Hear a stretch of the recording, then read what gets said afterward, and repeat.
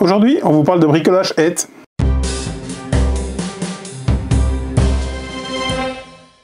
Hello! Hello! Bienvenue dans chez Laurier. C'est Cédric. Et Laurent. Et on va vous parler de bricolage aide. On commence avec les mensurations. 60 minutes, c'est du 12+, c'est du 2 joueurs uniquement. Le designer, c'est Yasuiki Yakagishi. T'es sûr? On verra. Peut-être. Il y a peut-être des lettres pas au bon endroit, mais... C'est illustré par Snack. Ça, c'était facile. Ça va. Snack, S-N-A-C, tout en majuscule. Collectif, personne. À mon avis, ça doit être ça. Ouais. Je pense que c'est un pseudonyme. Je sais pas. Je ne sais pas. Ou un collectif. Voilà. Au niveau de la maison d'édition, c'est Rumble Out Potato. Le pitch, ça c'est pour lui. Le pitch.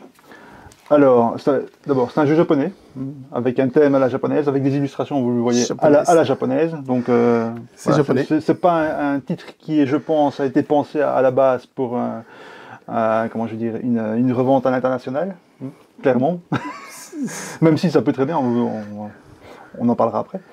Mais voilà, le thème est autre, hein, comme l'illustration. Donc c'est apparemment deux frères qui sont un peu bricoleurs et qui construisent à partir de détritus, des espèces d'œuvres d'art démesurées, géantes, dans un quartier d'une ville qui n'est pas précisée, je pense. Qui s'appelle ça comment, des yakai? Ça s'appelle des kikai. Des kikai. Des kikai, donc...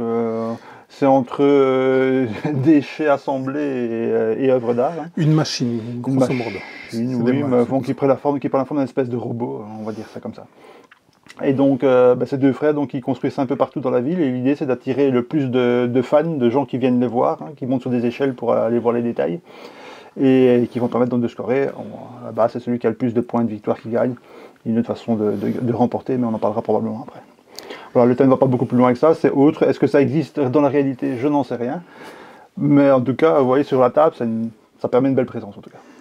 Et kikai, ça veut dire machine. Bah oui, mais est-ce que l'art du kikai de prendre des détritus, des trucs qui vont normalement à la poubelle, des choses dont on se débarrasse pour fabriquer des espèces d'œuvres d'art démesurées, est-ce que c'est quelque chose, un art qui existe? Peut-être, vous nous le direz peut-être en commentaire. Oui, allez-y en commentaire, c'était connu sur Wikipédia, mais voilà. La mécanique, on a de la sélection d'actions, de la majorité, des objectifs. Un peu de réseau, hein, oui. Un peu d'objectifs, hein, donc des objectifs, il y a des courses aussi, oui. Des courses à certains objectifs. Oui. Donc il y a pas mal de choses, encore une fois, c'est des choses qui sont adaptées en général plutôt, ou qui sont plutôt reprises dans des jeux purement multijoueurs. Ouais. Et ici, c'est vraiment spécial du joueur. Donc rien d'innovant hein, dans les mécaniques, quelque chose qu'on a déjà vu en termes de mécanique. Encore une fois, c'est plus l'assemblage et le fait que ce soit pour deux joueurs qui est un petit peu original, un petit peu beaucoup. Au niveau du twist, ou les twists, t'as quelque chose à dire? Le twist, c'est que c'est un jeu, je veux dire, les mécaniques, ce sont des mécaniques très interactives, mais c'est un jeu qui est uniquement pour deux joueurs. Oui. Et donc, c'est pas courant d'avoir ce genre de mécanique et ce genre de système dans un jeu purement deux joueurs, parce qu'il y a de la majorité, il y a du jeu de réseau, il y a différents styles comme ça qui normalement se retrouvent dans des jeux qui s'apprécient au plus grand nombre. Ici, c'est vraiment fait pour deux joueurs et ça fonctionne super bien. On en parlera après. Pour moi, c'est le twist principal. En dehors du thème, en dehors évidemment du côté artistique entre guillemets du truc. Et vous voyez ces constructions aussi, c'est pas banal, c'est pas quelque chose qu'on a l'habitude de voir. Maintenant, c'est pas un twist mécanique, c'est plus un twist artistique.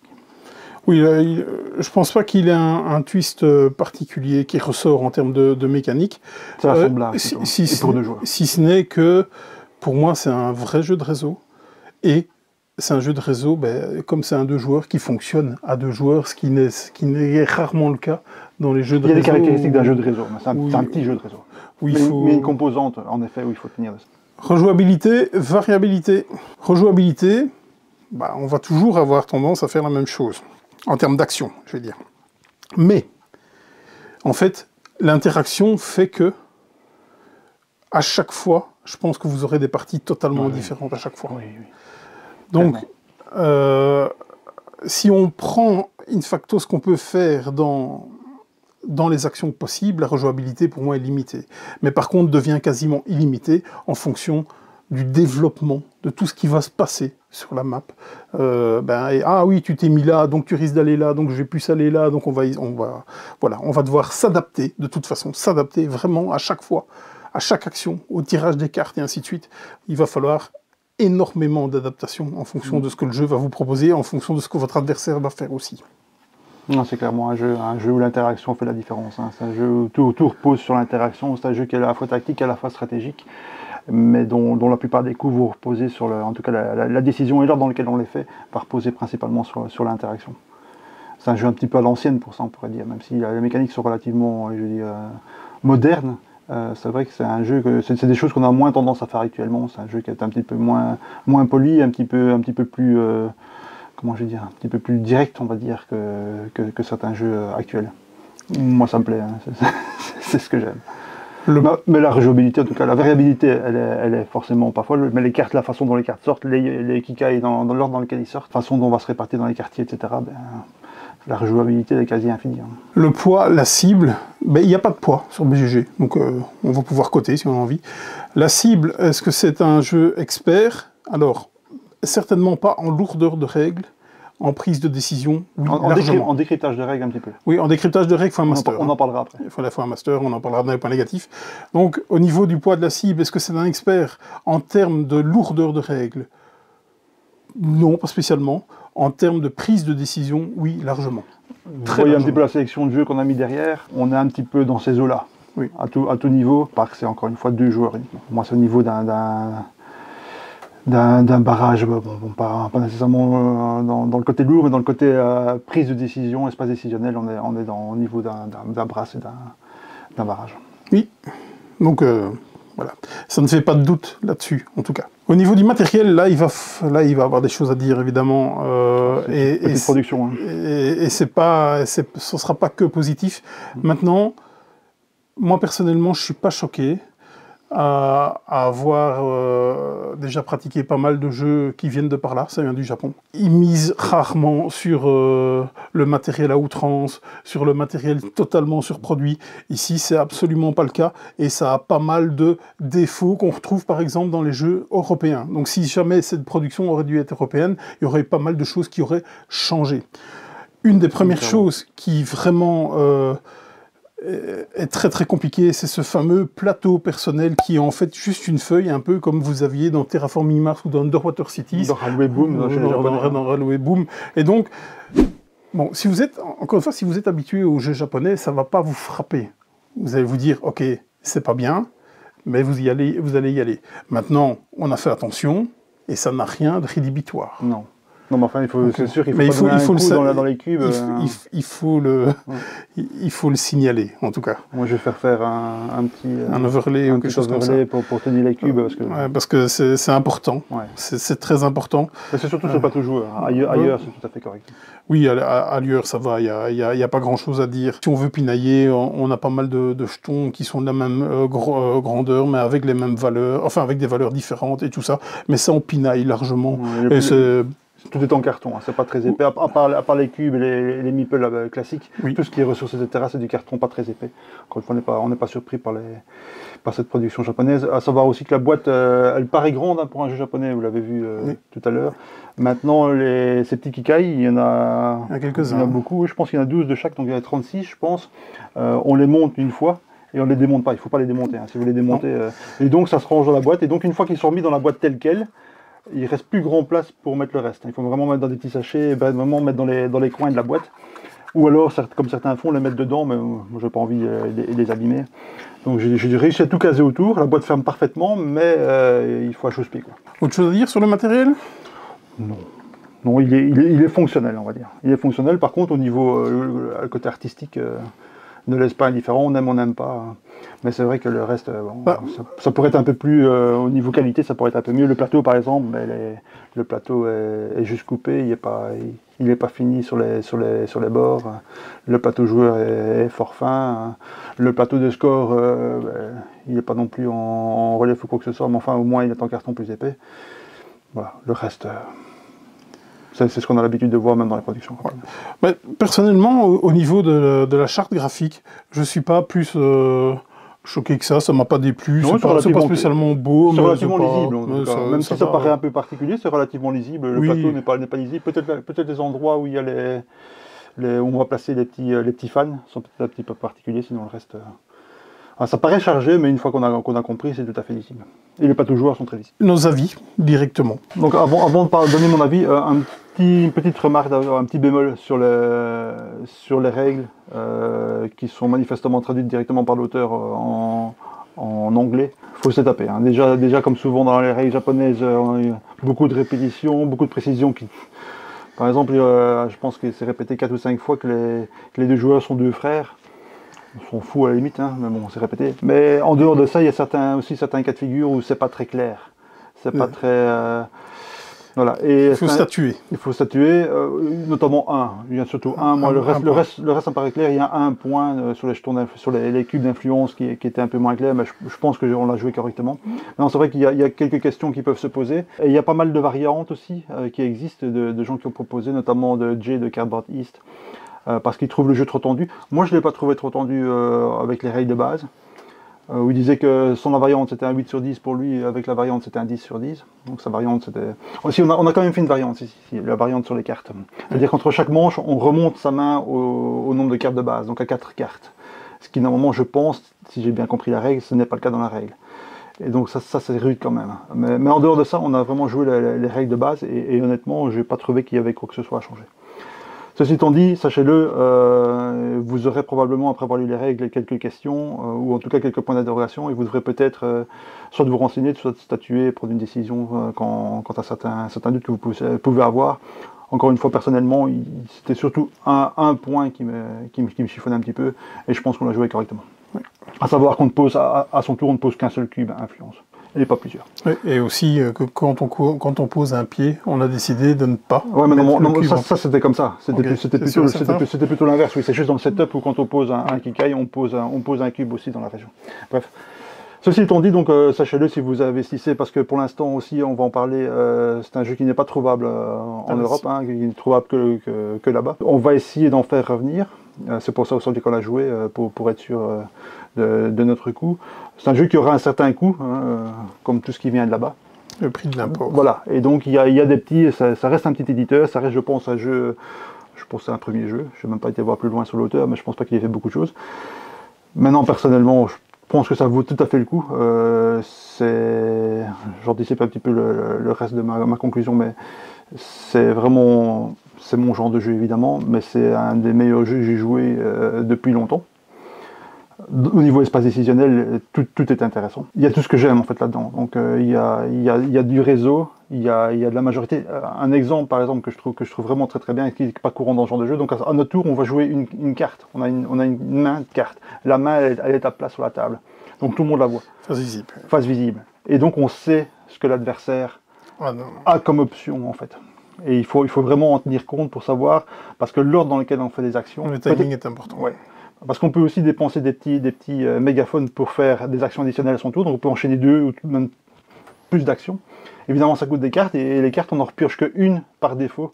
Si on veut en piocher plus, il faut défausser des petits jetons échelles, et les petits jetons échelles, c'est relativement difficile à trouver. Ce qui est intelligent aussi, c'est que les petits jetons, aussi bien les mégaphones que les échelles, on doit les utiliser à d'autres moments du jeu pour faire certaines choses qui sont vraiment cruciaux. Donc la dépenser une échelle pour prendre une carte, c'est bien, mais on en a besoin aussi pour scorer nos kikai. Donc voilà, ça c'est super malin. Et donc on a cette main de carte qui est visible, on voit à tout moment la main de l'adversaire, et on sait quelles sont les actions qu'on doit faire tout de suite. Est-ce qu'on doit faire une double action pour souffler quelque chose à l'adversaire? Ce genre de choses, c'est quelque chose qui est tout à fait évident.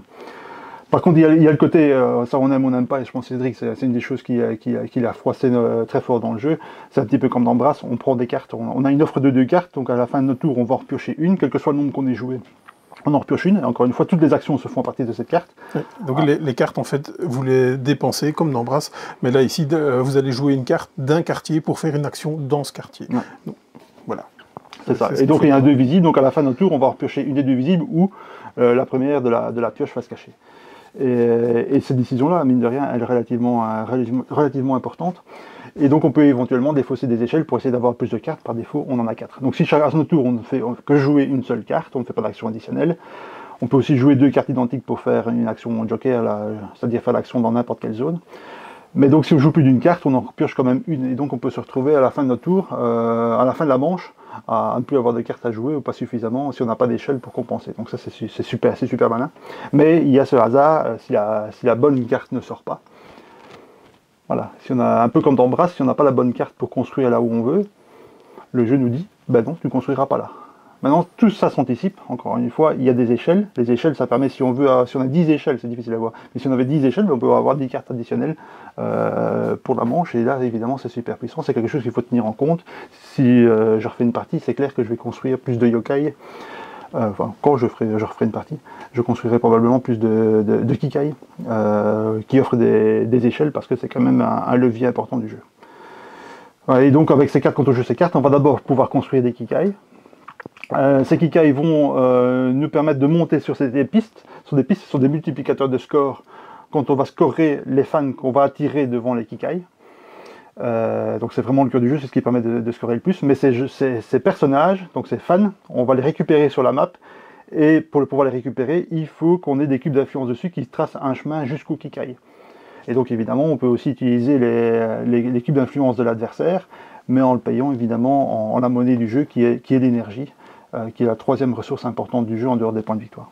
L'aspect réseau est là. L'aspect réseau est là, donc on va essayer d'attirer certaines couleurs en fonction des couleurs des kikai qu'on a construits pour pouvoir scorer. Et chaque fois qu'on crée un kikai, une partie, un segment de kikai, on augmente la valeur du multiplicateur de cette couleur. Et donc évidemment, si on monte, moi par exemple ici j'étais monté particulièrement sur le vert, ben forcément, moi, je voulais construire des kikai verts et essayer d'attirer des petits fans verts. Mais encore faut-il pouvoir, parce que l'énergie, au départ, à la fin, ça va, on a ce qu'il faut, mais au départ, c'est pas évident. Donc passer par le réseau de quelqu'un d'autre, ben on hésite, quoi. Mais après, ça score tellement que... Voilà. Il y a plein de courses, encore une fois, quand on vide un quartier de tous les fans, donc on les a attirés où que ce soit, on peut mettre un petit cylindre qui vient et qui va donner un scoring en fin de partie. Donc c'est le premier qui vide. Donc si par exemple moi j'en prends 4 ici et Cédric prendrait le dernier, ben c'est lui qui peut passer son petit cylindre. Et c'est la 2e condition de victoire. Donc si on peut ne pas aller au bout des 4 manches et faire un décompte de points, si un joueur place les 6 cylindres, s'il passe les 6 cylindres, il gagne automatiquement la partie. Donc il y a un objectif, et mine de rien, au départ je me dis ça va être compliqué, mais ici on en a mis 4 chacun, si on avait poussé un peu là-dessus, je pense que c'était tout à fait faisable de terminer la partie là-dessus. Donc il y a une course aussi là-dessus. Les kikai aussi, chaque fois qu'on construit la tête d'un kikai, donc la partie la plus haute, ça coûte plus cher, vous vous en doutez bien, ça rapporte plus de bonus, des bonus plus intéressants, évidemment, mais ça permet aussi de scorer le quartier, et chaque quartier a une petite tuile, bon c'est en japonais mais c'est traduit dans la règle, a un scoring particulier. Donc le premier qui pose la tête, et comme vous voyez dans chaque quartier il y a possibilité de construire 2 kikai, un de chaque, hein, il n'y a pas de dispute à ce niveau-là, mais le premier qui construit la tête de son kikai score la petite tuile du quartier, et la petite tuile ça peut être 1 point par cube sur le plateau, 2 points par cylindre, ça peut être X points par kikai plus grand dans un quartier que celui de l'adversaire, etc., etc., etc. Donc il y a plein de dimensions. À tout moment, en fait, à son tour, on doit regarder en fonction des cartes qu'on a, en fonction des cartes de l'adversaire, en fonction des actions qui sont le nombre de cartes qui sont donc construire un kikai, poser des cubes d'influence, donc créer une route, déplacer des petits fans, ou scorer les fans qui sont déjà devant les kikai. Donc c'est 4 actions. On va réfléchir à quelle action faire en fonction des cartes qu'on a, en fonction des cartes que l'adversaire possède, et l'ordre dans lequel on va les faire, oui, également. À son tour, donc ça se joue en 4 manches, à son tour on a un nombre asymétrique d'actions à faire. C'est-à-dire que le joueur jaune va faire 6 actions en manche 1 et 3, et le joueur mauve va faire 6 actions en manche 2 et 4, et l'adversaire à ce moment-là fait chaque fois 5 actions. C'est intéressant. Ça. Donc il y a une action en plus, donc ça aussi ça à tenir compte en fonction de la manche. C'est intéressant. Parce que non seulement on peut jouer des manches en plus, mais enfin des actions en plus en jouant des mégaphones, mais on peut aussi compter sur une action en plus tous les 2 manches. Donc il y a plein d'idées intéressantes. Aussi les quartiers sur lesquels on ne construit pas des kikai, au départ il y a des points négatifs qui sont installés dès qu'on construit un kikai. On enlève ce point négatif, donc le jeu nous incite à construire en fait des kikai un peu dans toutes les régions pour enlever ces points négatifs qu'on va récupérer à la fin. Mais en même temps, c'est beaucoup plus intéressant de construire en hauteur dans chaque région. Donc voilà, il y a des décisions à tous les niveaux. Chaque coup est vraiment un petit casse-tête en essayant de prévoir ce que l'autre va faire, de quelle action faire, laquelle va optimiser le plus, tout en sachant qu'il faut un plan B, un plan C, un plan D, comme souvent dans ce genre de jeu. Voilà. On a un jeu qui est tout à fait dans mes cartes, moi que j'adore. Encore une fois, je ne pourrais pas plus le recommander. Surtout à 2 joueurs, je vois pas d'équivalent à 2 joueurs dans ce genre de jeu, qui fonctionne bien, qui est fait pour 2 joueurs. De toute façon, on ne peut pas jouer à 3 ou à 4. Voilà, gros coup de cœur personnellement. J'adore. Vivons la prochaine partie, c'est tout ce que je peux dire. Un grand coup de cœur. Voilà. De l'avoir maintenant un gros bémol à côté. Mais je pense que c'est aussi en grande partie pour une question de profil de joueur. Alors, est-ce que le jeu est bien? Oui, vraiment. Vraiment. Il y a pas de problème de game design, il n'y a pas de... Enfin, des zones d'ombre, mais pas... Il y a des zones d'ombre qu'il faudra statuer en début de partie, où vous posez la question à l'auteur directement. Je pense je peux lui poser maintenant, parce que j'ai contact avec lui. Hein. On verra bien. Si vous êtes un Eurogamer pur, comme moi, qui aime l'interaction uniquement positive et tout, fouillez. Mais courez, mais vraiment. Loin, très loin. Attention, je mets quand même un petit bémol là-dessus. C'est pas un jeu qui est méchant. Hein. C'est pas un jeu qui est méchant. Mais c'est un jeu qui est interactif. On peut souffler des plans quand même aux autres, mais enfin bref. Mais c'est pas un jeu qui est punitif, qui va. Non, c'est pas. On détruit pas le jeu de C'est l'adversaire. pas un barrage. Ça c'est sûr et certain. C'est pas un barrage dans le terme de la méchanceté du jeu. Donc, est-ce que j'ai aimé ce jeu? Non, absolument pas. Non, mais il faut le dire. Oui, voilà. Mais comme il disait, comme Laurent disait, c'était par mon profil joueur qui fait que c'est absolument pas un jeu pour moi. Et là, je suis entièrement d'accord là-dessus. Ce qui m'a... Donc tout ce que je vais dire là maintenant, prenez ça avec des guillemets et tout ça, parce que je vais parler de mon expérience de jeu qui ne reflète pas le profil pour ce genre de jeu. Donc voilà. Mais c'est pas vraiment avec des guillemets, c'est que tu parles pour les gens qui, comme toi... Oui, ben c'est ça. Donc, faire des jeux qui sont moins interactifs. Et donc si vous aimez l'interaction que vous retrouvez dans des brasses et dans des barrages et ce genre de choses... Oui, ça aussi tu peux le dire, tu n'aimes pas non plus Brass. Non, j'aime pas Brass. Clairement, je n'aime pas Brass. Le barrage, il est encore là uniquement pour le solo que je dois tester. Et si ça ne me plaît pas, ben, il aura son C4. Il pourra partir avec tout ce que j'ai acheté, c'est-à-dire tout, depuis le début. Donc voilà. Pour revenir au jeu, ce qui m'a vraiment embêté, c'est que la 4e manche, j'ai tout de suite vu que j'allais faire de la dinette. Mais vraiment. Parce que j'avais pas les bonnes couleurs de cartes, j'avais pas la doublette de cartes qui me permettait d'aller dans le quartier de mon choix, comme dans Brass, par exemple, quand vous n'avez pas la carte. Là, par contre, dans Brass, vous claquez 2 cartes, peu importe lesquelles, et vous allez où vous voulez. Tandis qu'ici, il faut absolument avoir les 2 cartes d'une même couleur pour le faire. Vous avez 2 cartes du quartier gris, vous voulez faire une action dans l'école qui est le quartier vert, vous défaussez vos 2 cartes du quartier gris pour aller dans l'école. Vous ne pouvez pas défausser une carte du quartier gris, une carte du quartier orange, par exemple. Voilà. Donc là... Non, il n'y a que 6 quartiers. Il n'y a que 6 quartiers. Donc vous avez quand même des chances d'avoir des doublettes. On en a eu beaucoup. Oui, bien sûr. Oui, évidemment. Mais quand les astres ne s'alignent pas, ça ne s'aligne pas. Les seules choses que je pouvais faire dans la 4e manche, ça n'allait pas, parce que j'avais pas les cartes, parce que les couleurs de Kikai n'étaient pas là. Ça commence à faire beaucoup. Vraiment, quand ça ne s'aligne pas, voilà. Et donc, j'ai fait des actions, pas par dépit, parce qu'il faut un plan A, il faut un plan B. Mais avec toutes ces variables, le plan A est à 10 000% et le plan B est à 2%. Et donc vous faites de l'action. Ok.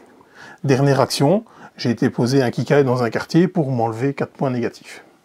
Alors que, si j'avais eu la carte, j'aurais pu faire une action qui m'aurait valu plein de points et monter. Et donc le delta était énorme parce que j'avais pas cette fameuse doublette ou la carte.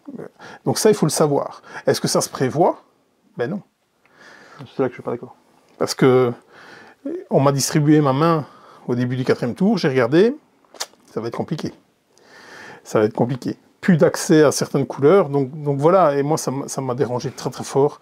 Et jusqu'au 4e tour, ça pouvait corraler, parce que on avait réussi à tirer son plan avec ce qu'on avait. On avait essayé de monter des choses, de construire des choses qui pourraient se dire, ok, peut-être que plus tard, avec ces cartes-là, ça irait, et au final, se retrouver là. Maintenant, à chaque fois qu'on joue des jeux, moi j'ai l'impression qu'on a toujours des cas extrêmes. Est-ce que c'est un cas extrême qu'on a subi? Je pense pas. Ok. Voilà. Donc, ma conclusion, ça sert à rien que je continue de parler, parce que comme j'ai pas aimé ce jeu, ce serait vraiment dire du négatif pour un jeu qui ne mérite pas, en fait, pas spécialement. C'est juste que c'était pas pour moi. Donc, je pense que je peux m'arrêter là. Ma conclusion, c'est, est-ce que c'est un bon jeu? Oui. Est-ce que j'y rejouerai encore? Certainement pas. Mais plus jamais, j'ai pas envie. Donc, il y a suffisamment de jeux. Mais oui, clairement. Pour jouer à ceux qu'on aime et pas jouer à ceux qu'on aime. Bien sûr. Et est-ce qu'il faut brûler ce jeu? Non. Non, absolument pas. Non, vraiment pas. Je t'empêcherai. Moi, c'est le tien en même temps. en plus. Voilà. Non, mais ce qu'il faut dire, c'est que c'est pas un Eurogame. Ah non. Ça a des atours. On gagne avec des points de victoire. Ce n'est pas un Eurogame. C'est comme Brass. Brass a une connotation, une dimension Eurogame, probablement encore un peu plus qu'ici. Ici, on n'est pas du tout dans l'Eurogame. Et donc, la différence, c'est qu'un Eurogame, on se base sur les best case scénarios. On sait ce qu'on va avoir, on tape sur des choses. Ici, comme souvent dans ce genre de jeu, on va se baser plutôt sur le worst case scénario, donc sur ce qui peut arriver de pire et essayer de construire là-dessus. C'est un petit peu comme Pax Pamir où on gère du chaos, on n'essaie pas d'avoir de l'ordre, on essaie de gérer au mieux le chaos. C'est un peu le même principe ici. Et donc ça dépend du mindset que vous avez quand vous abordez ce genre de jeu. Et c'est vrai que ce genre de jeu, un peu comme Brass, on peut avoir ce biais à se dire, il y a des points de victoire, ça ressemble. Non. C'est vraiment un jeu qui ne se joue pas comme un Eurogamer. Ça me rappelle par exemple Shinjuku, on en fera peut-être une vidéo, quoique je ne pense pas, parce que Cédric était dans le même cas, il n'a pas apprécié du tout. Shinjuku c'est un jeu génial, mais c'est pas un jeu qu'il faut jouer comme un Eurogamer. J'ai joué par exemple on a joué avec Xavier Georges par exemple, qui n'a pas du tout réussi sa partie, parce qu'il a joué comme un Eurogamer, c'est-à-dire en essayant de développer son réseau, en essayant d'optimiser ses petits passagers, etc., de jouer un peu dans son coin. On n'est pas du tout ça. Au contraire, il y a une énorme partie de shared incentives, donc il faut jouer ensemble. Même chose quand j'entends que Shinjuku ne joue pas bien à 3, je ne suis pas d'accord du tout. Il ne joue pas bien à 3 si chacun reste dans son coin. Mais on ne gagne pas, on n'optimise pas son jeu à rester dans son coin. Bon, ça c'était la petite parenthèse. C'est un petit peu le même principe ici, donc c'est une question de mindset et de goût. Mais si vous aimez les jeux à la brasse, les jeux à la limite à la barrage, même si je mettrais un petit bémol là-dessus, et que vous cherchez quelque chose qui joue très très bien à 2 joueurs, et qui se joue qu'à 2 joueurs d'ailleurs, je pense qu'il n'y a pas vraiment d'autres jeux de ce type-là, de ce catégorie-là, de ce poids-là, avec cette interaction-là à 2 joueurs. Avec ce genre de mécanique. Oui, je suis d'accord. Mais par contre, si vous n'aimez pas ça, c'est pas ce jeu-ci qui va vous convaincre. Clairement, on le voit, l'exemple ici à côté. Oui. Voilà. Je n'ai rien d'autre à dire. Moi, c'est un grand, comme je le disais tout à l'heure, un grand coup de cœur, et vivement la prochaine. Ouais. Alors, Bûcher-Laurier, c'est là que ça va être intéressant. Pour toi, je crois qu'on a compris largement. Tout à fait. Alors moi, ce sera ma main gros score. Ouais. Alors moi, dans notre façon de coter, on a décidé depuis un petit temps de donner 5 points à la mécanique maximum et 5 points à notre ressenti de jeu maximum. Donc la mécanique, au jeu lui-même, le côté objectif du jeu. Oui, bien sûr. Mais donc ces deux cotes donneront une cote finale. Et donc me voilà quand même bien embêté, parce que si je dois lui donner une cote juste pour le jeu en lui-même, au niveau de ses mécaniques et tout, je pense que je lui donnerais un 4 ou un 4,5. Cette histoire de carte où on n'a pas réellement de choix, bien entendu, vous pouvez payer des échelles pour en avoir plus. Ça a été prévu, donc voilà pourquoi ce serait un 4,5. En expérience de jeu, pour moi, c'est un 0 sur 5. Ce qui fait que ça le mettrait au bûcher. Et il ne le mérite pas. Non. Il ne le mérite pas. T'as pas aimé? J'ai pas aimé, mais il le mérite pas. Tout à l'heure, ta réaction était assez... Pour moi, ta place, il doit aller au bûcher. Ça ferait sens. Si la mécanique, en plus, n'est pas parfaite pour toi, il doit aller au bûcher. Après, tu verras. Ouais, tu auras le temps de réfléchir quand on mettra le... Oui, mais non, il faut se préciser maintenant. Donc, effectivement, en termes de jeu, je suis mis 4,5. Maintenant, est-ce que je lui donne son demi-point en termes de ressenti de jeu? Non, je n'ai pas envie de lui donner son demi-point parce que j'ai pas envie d'y retourner. Donc en termes d'objectivité, donc pour moi c'est un bûcher, mais c'est pas un bûcher objectif. C'est un bûcher subjectif. Il y a 5 points de subjectivité. Donc, si tu mets 4,5 en mécanique et 0, ben c'est un bûcher. Et c'est normal. De toute façon, avec c'est pas pour ça que le jeu n'est pas bon. Ah mais du tout, je suis tout à fait d'accord. Tu as donné 4,5 sur 5. Je suis tout à fait d'accord là-dessus et ça, il n'y a vraiment aucun problème là-dessus. C'est totalement assumé et je suis à l'aise avec ce genre de choses, quoi. Donc ça vraiment, ça en restera là pour moi. Autre chose? Moi ce sera l'inverse, hein, si on parle de score. Oui. Je vais pas mettre un 10 parce que c'est compliqué de mettre un 10, il faut vraiment que le jeu soit... Ici, tu l'as mis? Oui, je l'ai mis. Au match du siècle. J'ai mis au match du siècle. Ouais. J'étais pas loin de le mettre à ras. Mais bon, c'est des jeux exceptionnels, c'est pas courant. Ras, on n'a pas fait de bûcher laurier. Mais Ras est exceptionnel. On n'a pas fait de bûcher laurier. Si, on a fait un bûcher laurier. Je pense que si. Mais voilà, c'est des jeux... Ici, il y a quelques problèmes d'édition. Maintenant, avec une bonne édition, avec des règles claires, bah, c'est tellement c'est tellement ma cam que je pourrais aller très haut. Ici je pense qu'il va aussi entre 9 et 10. Parce que un jeu comme ça, où je peux facilement sortir, il suffit que je trouve un joueur et je le sors. Ça joue en 1 heure, 1 heure et demie, peut-être un peu plus en première partie. En première partie, oui. Après, ça va réduire. C'est bingo, quoi. Il y a pas, moi, je ne vois pas le temps passer. J'adore. Il peut être sujet à analyse paralysis aussi. Oui, clairement. Parce que, en fonction de ce que l'autre fait, ça vous ouvre des possibilités. Ah, vous n'avez pas pensé à ça. Donc, il va falloir refaire le cheminement et au final, voir qu'est-ce qui va vous rapporter le plus, en fait. Donc, tu regardes, tu vas jouer cette carte-là, tu peux jouer cette carte-là, tu n'as pas l'action, mais là, dans l'offre, il y a l'action, la carte que tu as besoin, tu vas la prendre, tu vas pouvoir le faire. Est-ce que donc il vaut mieux que je le fasse maintenant? Enfin, ce genre de réflexion, tout ce que j'aime. Bref.